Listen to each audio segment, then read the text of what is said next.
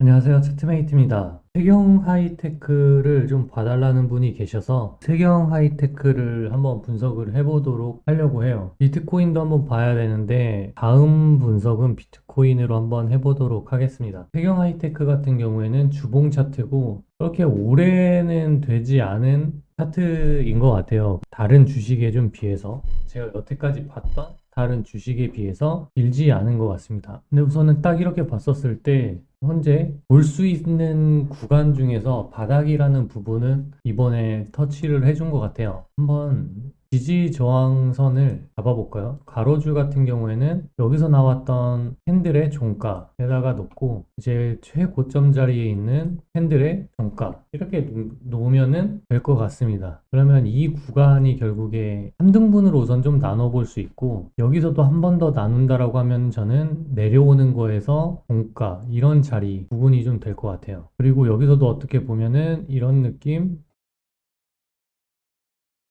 이런 구역은 또 하나의 중요한 구역이 좀 될 것 같아요. 이 정도만 그려보고 정확히 추세선을 한번 그어보도록 하겠습니다. 저는 이런 식으로 우선 그어볼 것 같아요. 첫 번째 나왔던 고점과 두 번째 나왔던 고점을 이어보면 이런 추세선이 생길 거고 밑에서도 한번 그냥 그려본다고 하면 이런 식으로 좀 그려볼 것 같은데 이 밑에 거 같은 경우에는 첫 번째로는 이렇게 그었을 것 같아요. 근데 이 나중에 이걸 깨진 거를 보고 나서 저라면 지금 이게 나왔지만 여기서부터 하락이 좀 진행될 수 있겠구나라고 좀 생각을 했었을 만한 추세선인 것 같은데 한 번 더 올라가긴 했죠. 이 부분은 사실 뭐 때문인지는 잘 모르겠지만 여기를 뚫고 내려간 이상 올라가더라도 이런 추세선? 상단? 그런 부분까지만 좀 생각을 했었을 것 같아요. 결국 이런 자리를 뚫지 못하면 계속 하락의 흐름일 가능성이 있다라고 체크를 할 것 같은데 이것도 끝까지 보는 게 아니에요.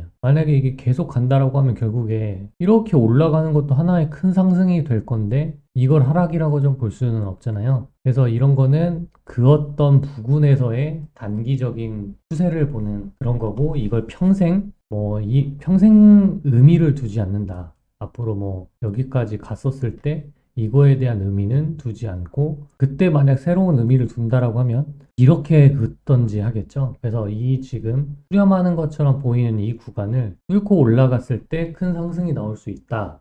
라고 생각을 할 것 같습니다. 뭐 이런 추세선은 좀 맞긴 했지만 이런 하단은 여기서도 이제 종가도 좀 맞긴 맞았죠. 근데 부가적으로 이것도 사실 저는 조금 잘 맞았다고는 좀 느껴져요. 이것도 의미 없는 선이 아니다라고 느껴졌던 부분이 뚫고 저항이 나왔고 이거는 잘 모르겠지만 그 이후에도 또 저항이 나온 이런 자리가 있기 때문에 이게 뭐 신뢰도가 가지 않는 그런 선은 아니다. 다만 이때 뭐가 있었길래 이런 거래량이 터졌고 보통 이런 거래량이 터지고 이렇게 갔으면은 더 올라갈 법도 한데 못 올라간 이유가 뭔가 다른 게 있었을 거라고 좀 생각을 합니다.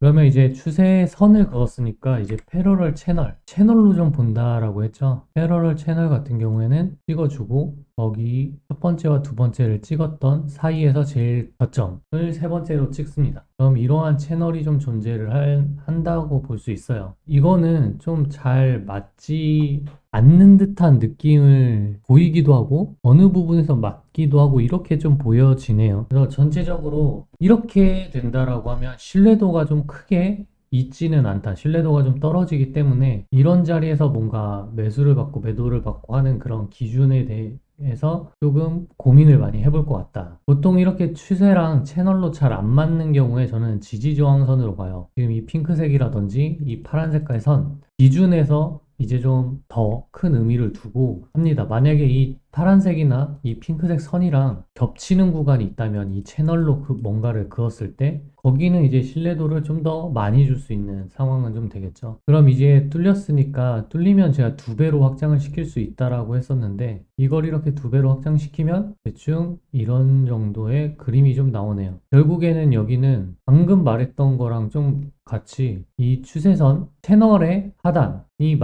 맞는 부분에서 이제 지지 저항선 기준으로도 지지가 나올 만한 구역이었던 어떻게 보면 이 차트의 최바닥이죠. 최바닥인 부분이 겹쳐지는 이 가격 구각들. 여기서는 굉장히 좋은 매수 자리가 될 수 있고, 여기가 깨지면 반등해서 올라오는 거에 손절이나 본절로 나가시면 되는 상황입니다. 그러고 이제 제가 이 정도까지만 분석을 하고 매매를 들어가고 전략을 짜기도 하는데, 만약에 피보나치 같은 것들도 사용할 수 있다라고 하면은 그냥 한번 그려보기는 해요. 잘 맞았는지 잘 맞지 않았는지 같은 걸 좀 보는데, 굳이 지금 이 이후부터 하는 거는 따라 하시거나 하실 필요는 없습니다.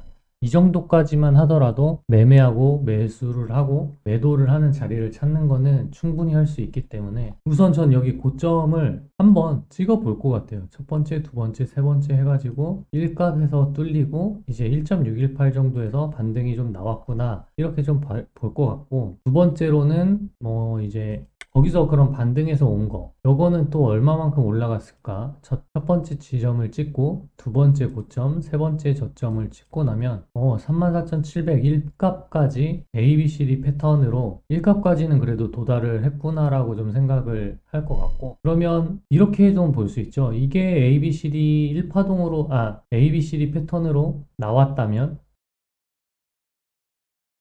또 한 번 생각을 하는 게, 저는 이게 그러면 조정파동이다, 하락에 대해서 조정파동일 수 있겠다라고도 생각을 하는 편이에요. 그러면 아까는 이렇게 짧은 프레임에서 3파동을 이렇게 잡았는데, 물론 이제 그게 5파동으로 나오진 않았죠. 하지만 그것도 저는 의미 있게 생각을 해서 이런 식으로 크게 한 번 더 잡기도 합니다. 이것도 하나를 염두를 해둬요. 그래서 그거를 따진다라고 본다면 이제 다시 한번 ABCD 패턴이 될 수도 있겠죠. 이런 식으로 이 D값으로 9,850원까지도 도달할 수 있다 라고도 분석을 해 놓을 수가 있을 겁니다. 그래서 이런 자리가 뚫리고 매수를 받아야 할 자리인들, 그러니까 이 구역이 제일 밑에 있는 핑크색 구역이 뚫리고 나면 저는 이런 자리를 미리 찾아 놓고 여기서 이제 매수를 대기를 하고 있겠죠. 그런 식으로도 볼 수가 있습니다.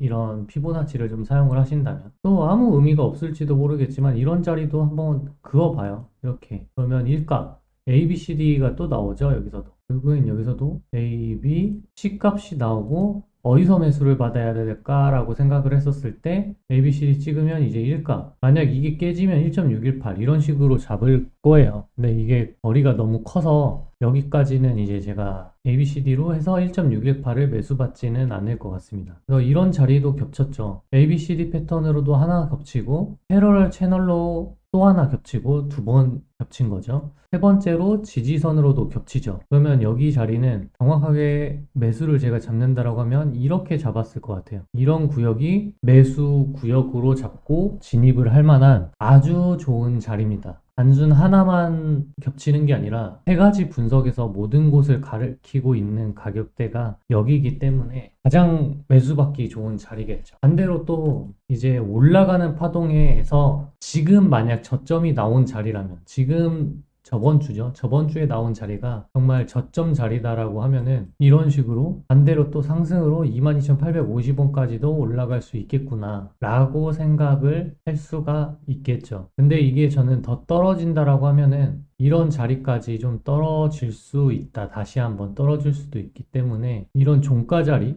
여기도 단타 자리긴 하죠. 여긴 단타 자리인데 이런 식으로 떨어질 수도 있기 때문에 그런 것도 다 전략을 짜셔야 돼요. 그러니까 가장 좋은 자리는 이런 자리에서 매수를 받았어서 계속 들고 가는 건데, 이런 자리를 놓쳤을 때는 어디서 매수를 받느냐라고 분석을 다시 한다라고 하면은 모든 것이 리스크가 되는 자리입니다. 그래서 기회는 올 때 잡아야 하는 것 같고, 만약에 나는 못 잡았기 때문에 여기 올라간 거라도 뭔가 사고 싶어 라고 하면은 손실을 볼 걸 감안하고 진입을 해야 되겠죠.